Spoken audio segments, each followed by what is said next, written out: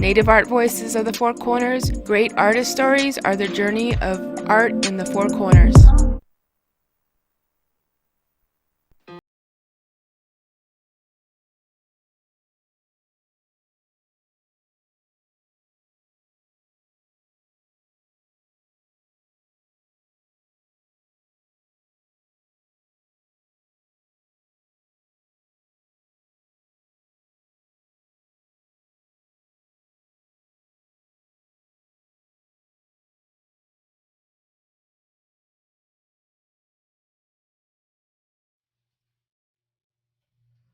Ten minutes past 8 o'clock. It is Thursday morning, the 29th day of June, 2023. Good morning, everyone. I'm Scott Michlin. Thanks for tuning in to KSJE 90.9 FM over the air right here in San Juan County, New Mexico.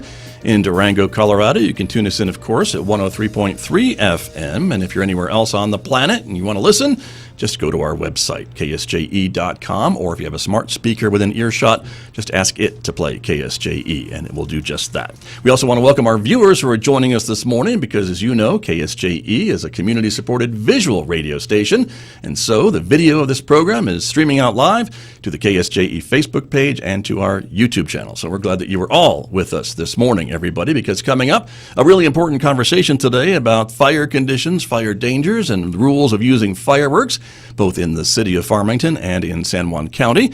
We've got a full studio this morning of guests, so we'll be talking about that in the next few moments right here on KSJE. Next hour, of course, it's our classical music program, Roving with the Arts, and Mick Hess is featuring music from Beethoven this morning.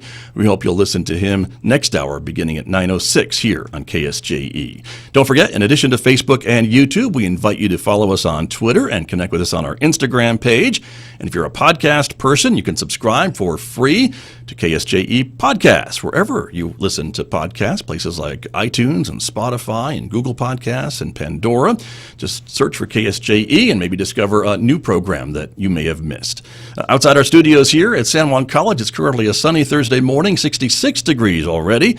We're expecting a mostly sunny day, not quite as windy, however, with a high reaching 91 this afternoon. Clear skies tonight with a low of 51. Tomorrow, sunshine, 88 for a high on Friday, sunshine and 92 on Saturday, 94 and sunny on Sunday, 95 on Monday, and 96 for the 4th of July. Back with my guests with more in just a moment. KSJE is supported by San Juan Regional Medical Center. The caregivers of San Juan Regional Medical Center are committed to bettering the quality of life, health, and care of individuals, families, and our communities. Life is their sacred trust. Better is their mission. Here is their home. San Juan Regional Medical Center, improving the health of the Four Corners since 1910. Positive Realty, your locally owned full-service real estate brokerage, proudly serving buyers and sellers throughout San Juan County. Owner-Realtor Matt Albright is ready to answer your real estate questions in an ever-changing market, offering his experience, market knowledge, and relaxed professional approach to every transaction. Positive Realty, making real estate goals a reality, always working on behalf of their clients' best interests. More information at 505-787-7121 or online at positiverealtynm.com.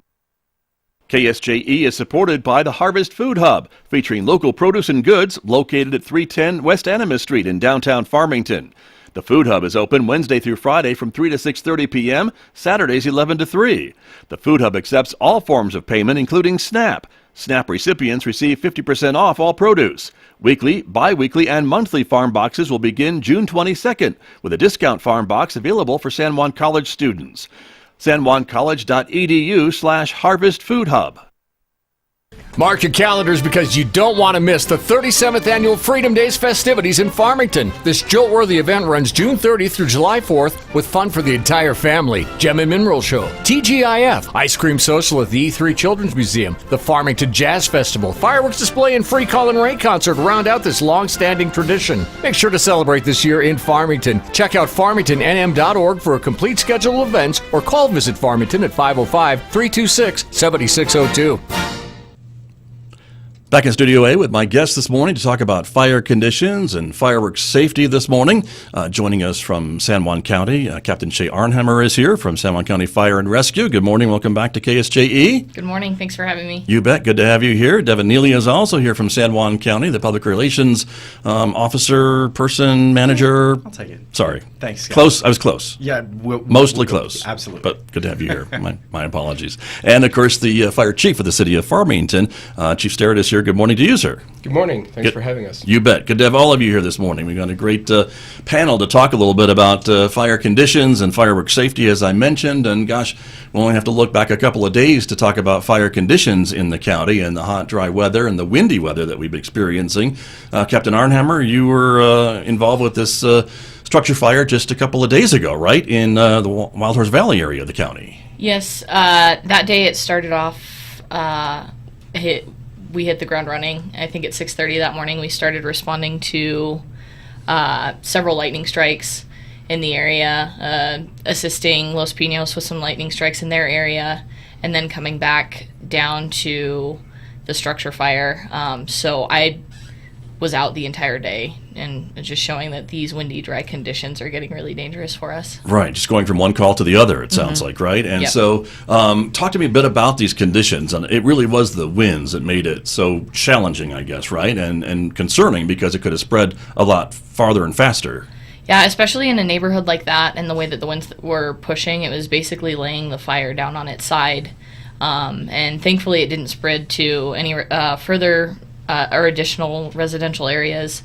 But it definitely had the potential to with the wind conditions. Right. There were evacuations, I know, in that neighborhood that were called for. I guess the final tally was one structure destroyed and some outbuildings were damaged from this fire. Is that kind of what we're hearing? Yeah, they were. And speaking to people who that I know that live in that area, the entire area got smoked out. It was pretty scary for everybody for a little bit. Right. You mentioned some of the other lightning-caused fires and things like that, and that is just something that you really can't necessarily predict, and you just have to respond to, right? But that's another issue with the dry conditions and some of your teams having to go to just some of these rural areas, too, or interface areas to deal with some of these other fires that are sparking. Yeah, it's a little bit of a challenge because these are some spots that are more difficult to locate and get to. And, everyone talks about the moisture that we got over the winter, and we're all thankful for that. But it just created a bigger fuel load for us. And so when we do have these dry thunderstorms roll in, it creates issues like this because there's no rain and I was headed to the gym that morning and I saw this wonderful lightning show, but then that told me it was going to be a really busy day. Right. That's what you think about when you see lightning. Yes. Where the rest of us maybe not so much. But Yeah. But you're right. And that is the issue with all the moisture is a lot of stuff grew, and now the hot and windy conditions have dried that out, and now it's fuel for potential fires. Yeah, that's 1,000% what's going on, and that's one thing that we kind of look at whenever we do take a look at the fire after it's done burning. We can tell that some of these bushes are burnt all the way down, and that tells us that there was no moisture in that fuel load. And so even though it looks green, it's still dry.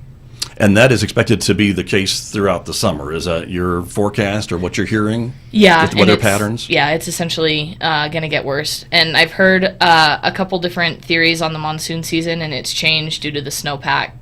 So they're expecting a really delayed monsoon season. So it's just going to give everything more time to dry out as we get hotter into the summer. Okay. Well, thanks for that sobering news, I guess, right? Yeah. Because that kind of tells us that what we've been seeing is what we're going to keep seeing for the next few months into the summer, it sounds like. Yeah. Chief Starrett, let me ask you about conditions in the city. Certainly similar, and I know you've told me that your teams have been busy as well. Your crews have been going out to calls, and so same type of situation, I suppose, to a certain degree. No, it is. As Shay mentioned, we've been blessed with a lot of moisture. And, it's just one of those devil's advocate components. I mean, we need the moisture, but it produces a lot of grass. The brush fires off. And, with the winds we've had over the last few weeks, it's basically Mother Nature's hairdryer drying everything out. In a 2-week time frame, the ERCs, which is the available energy in a fuel to be released, a year ago we were 97% about this time, and we were in extreme drought. We're already back to 93%. And so that creates that same hazard with a bigger fuel load and more potential to carry fire for a longer distance. So, we're already running fires, fires created from fireworks and on top of structure fires, which can spread from the structure to the urban interface and become a brush fire also. Cotton's flying right now. Cotton spreads fire rapidly. And so, it's going to be a very busy season for us. Right. And so for both of you, what is your advice, I guess, for folks who are out either camping or grilling or even just, shooting off a firework or so in their backyard for the holiday that's coming up? What's the advice, Chief, from the Farmington Fire Department? Well, I know we're outside the state's requirements for requiring it on asphalt and barren spaces, but obviously that's the best practice, having water on hand, because as dry as it is and with the wind, when something starts, it's gonna escalate rapidly. Right. Captain Arnhammer? If there is any chance that a fire starts and you do have a water source available and you're able to put it out, make sure it's fully out.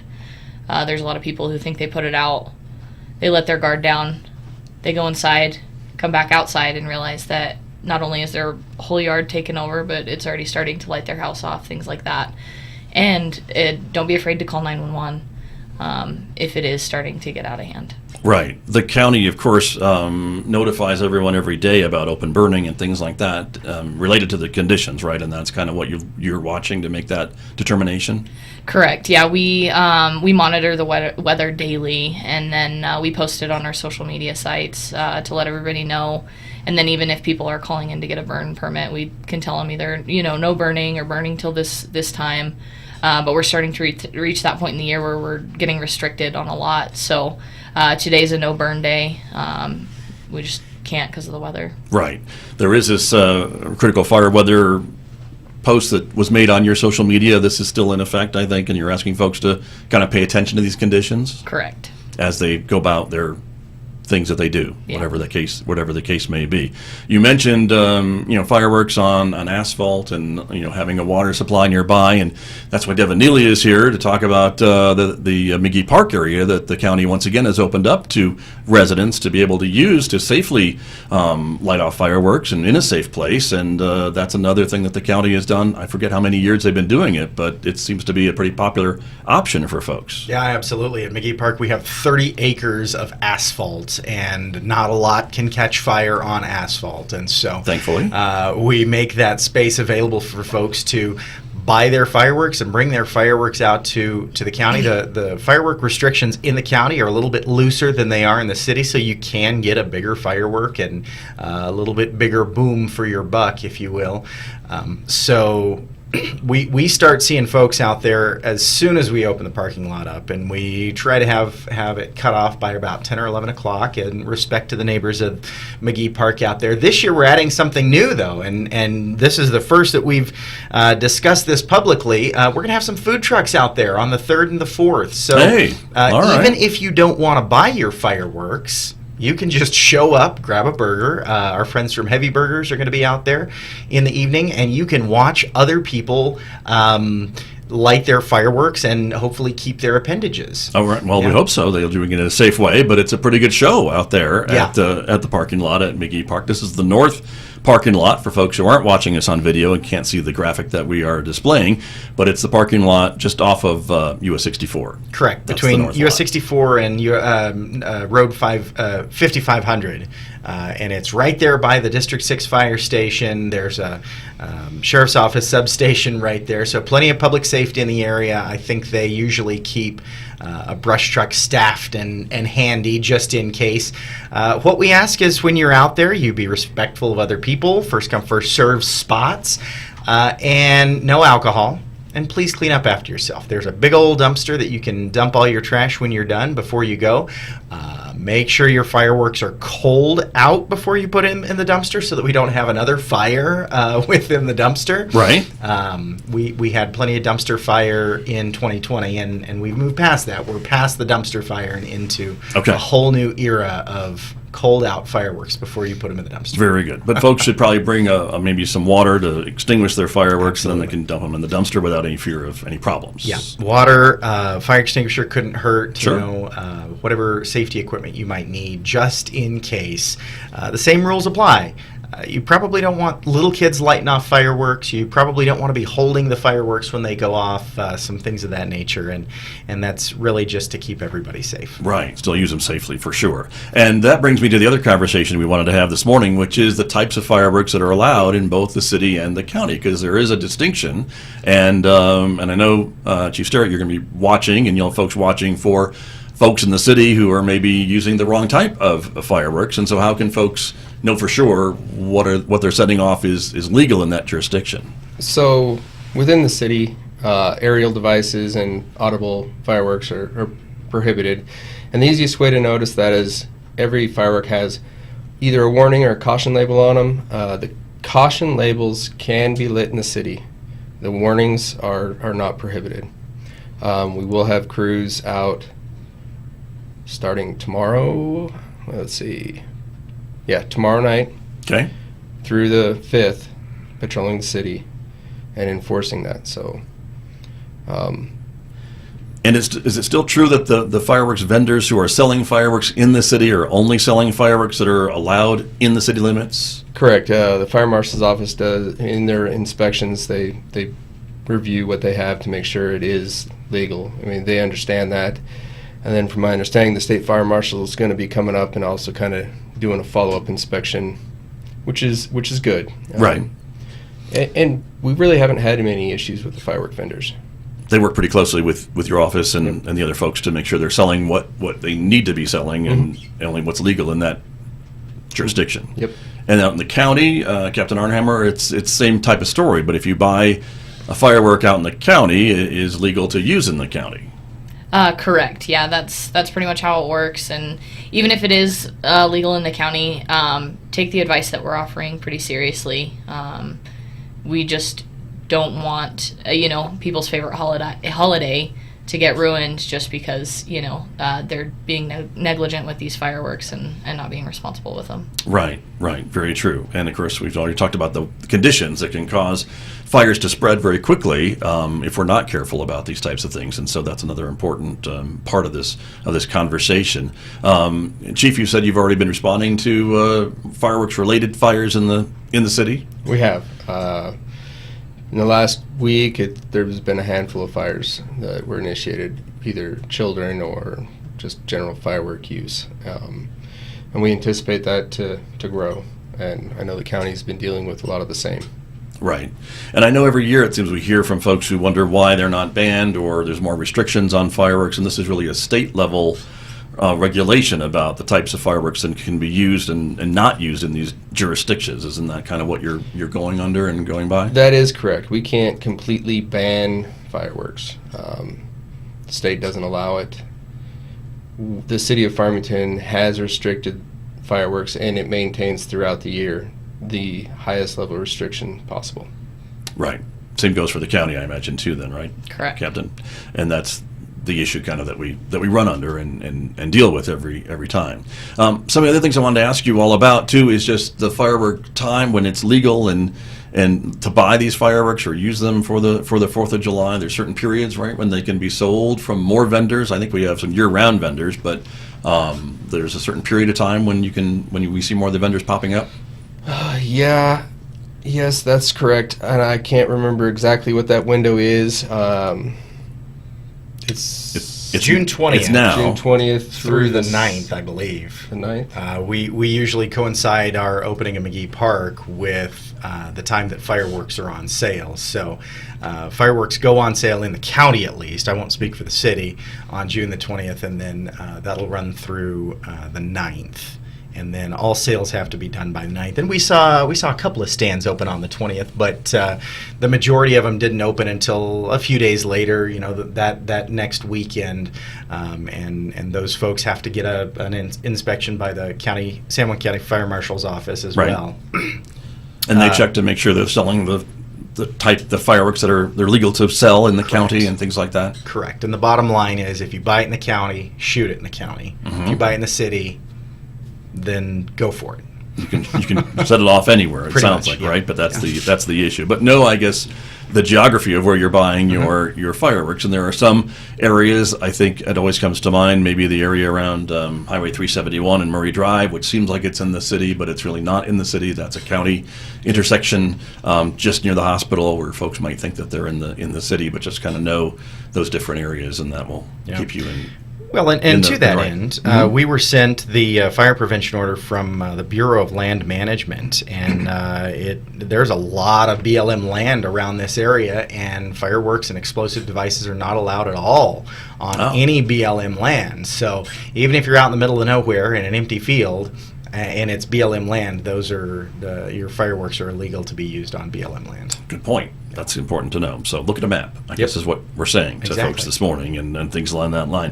Very good. Any other pieces of advice that we want to let folks know about? Of course, there's a lot of events going on this weekend. Chief, I know probably your crews are going to be busy because Farmington has a lot of public events happening beginning, I think tomorrow, really. Yes. There's TGIF, I know, on Friday at noon downtown, and then things kind of really fire up on Saturday a little bit, right? We've got the E3 Ice Cream Social. Yeah. Who's getting dunked from the fire department this year? That's the question that I have. It's still up for debate. Is it really? Okay. Is it you? It could be. It could be. Okay. All right. Well, I'm good in for that you. pool of people. All right. I think the police chief's going to be there, right? Probably. He loves getting dunked. I think it's one of his favorite things to do is to get dunked into the water. But okay, dunk booth at the E3 Children's Museum for the ice cream social on Saturday. Yes. And there's also a jazz event, I think, at the Civic Center on Saturday. That's correct. And that's a free event on the lawn. What else is happening? So we've got the firework display. Correct. Which there's going to be a change up in that because the college is going through some construction. So the typical parking lots people like to go to aren't going to be available. They're being repaired. They're closed, right. Good point. So it'll be, people will be a little bit more scattered. There's going to be parking on the north side of the college available. And that's on the 3rd. Correct. The fireworks are always on the 3rd. And then there's the Colin Ray concert that's a free concert also at the Civic Center on the 4th. On the 4th, that's true. Very true. And then I know certainly the city of Bloomfield has its fireworks on the 5th, and they are planning their display as they always do. And Tommy Bolak, as we have seen in the newspaper, has his all ready to go on the 4th of July. Yep. And so And the Gym and Mineral Show at McGee Park. that is another event, Yeah. right? Exactly. That's true. And that starts, I think, tomorrow, I believe it does, if yeah. I'm not mistaken. So that'll be another great part of Freedom Days and part of the 4th of July events to get out there and enjoy. And I believe the Navajo Lake Marina was having a fireworks show one night this weekend, and I'm forgetting which night it was, but I don't recall either, but I one of them, I think it's either the 3rd or the 4th. probably. Yeah. So Well, I think what we can say is, as much as our friends in the fire department enjoy fire, I think they'd agree with me by saying leave it to the professionals. If you have the opportunity to go and take in one of these professional fireworks shows, it can be just as much fun as lighting them off yourself and possibly lighting the county on fire. So those safe alternatives exist, and we hope that people take advantage of them. right, very true. Captain Arnheimer, would you agree with that statement from Devin Neely? Absolutely. And when we have these professionals that are doing these light shows, we've got, standby, I know, for the city of Farmington. They're going to have units staged. I've been coordinating for the City of Bloomfield Fireworks Show to have units staged in specific areas to prevent, if there is a fire, to prevent it from spreading. You can get it taken care of pretty quickly when you have equipment right there Yep. and ready for it. So that's a good point. Whereas you can't stage on my street in case my neighbor decides to send off something that's not legal to send off in the city limits or whatever. Right. Because you don't know when they're going to do that. So there you go. Well, everyone, thank you very much for coming in this morning. I really appreciate the information and the expertise from all of you, and thank you very much for sharing it with us this morning. Thanks for having us, Scott. Thank bet. you. Really appreciate it. My guest this morning from the city of Farmington and San Juan County with me here on KSJE.